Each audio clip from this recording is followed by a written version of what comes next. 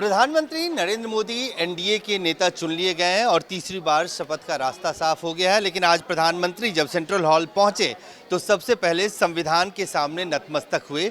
इस पूरे लोकसभा चुनाव में विपक्ष की तरफ से ये नैरेटिव बनाया गया कि प्रधानमंत्री और उनकी पार्टी संविधान बदलना चाहती है। हमारे साथ पवन खेरा जी हैं, कांग्रेस पार्टी के वरिष्ठ नेता।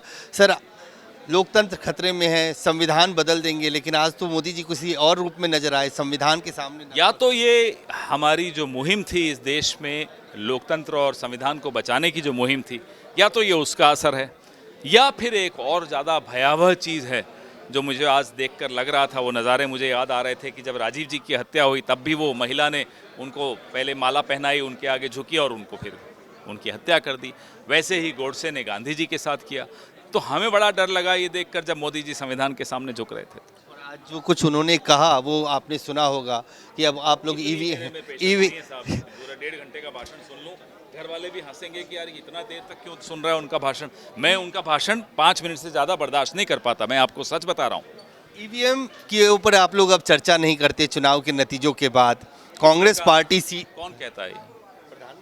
तो उनको मालूम ही नहीं है। चर्चा करेंगे, हम तो कर रहे हैं। हम लगातार वीवीपैट पे अपनी मांग भी दोहरा रहे हैं, अपने सवाल भी दोहरा रहे हैं। ये प्रधानमंत्री छुई मुई हैं, इनसे कोई सवाल पूछे तो इनको लगता है उन पर हमला हो गया, और चुनाव आयोग से सवाल पूछें तो उनको लगता है उन पर हमला हो गया। अरे ये सवाल है, हमला नहीं है, इसका जवाब देना पड़ेगा। आज आपके पार्टी के एक बड़े नेता ने कहा कि मध्यावधि चुनाव हो जाएगा 6 महीने के भीतर। भूपेश बघेल साहब ने ये कहा। वाकई में इतना अनरेस्ट है बीजेपी के अंदर कि अगले 6 महीने में ही चुनाव? आप मुझसे सवाल पूछ रहे हैं, आपको मुझसे ज़्यादा मालूम है कहाँ कहाँ लो प्रेशर एरिया बन रहा है। और जब लो प्रेशर एरिया बनता है तो फिर साइक्लोन आता है। ये लो प्रेशर एरिया नागपुर के रेशिम बाग में भी बन रहा है। नागपुर में एक और मोहल्ला है जहाँ गडकरी जी रहते हैं, वहाँ भी बन रहा है।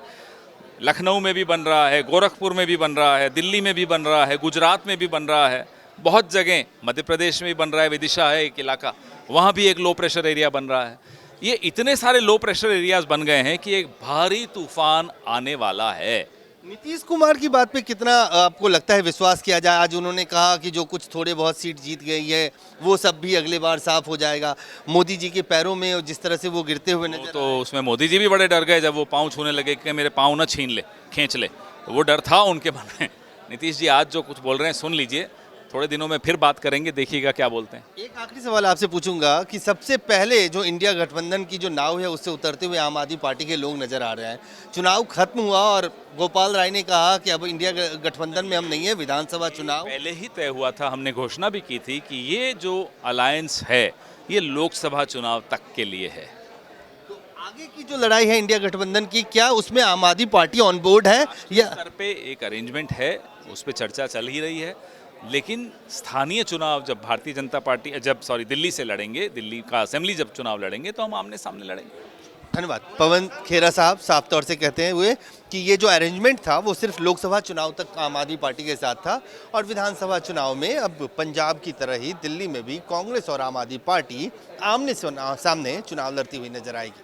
कैमरामैन फिरोज के साथ अजय झा, दैनिक सवेरा, दिल्ली। देश दुनिया की हर खबर सबसे पहले देखने के लिए फॉलो करें Dainik Savera TV, YouTube, Facebook, Instagram, X और व्हाट्सएप चैनल पर।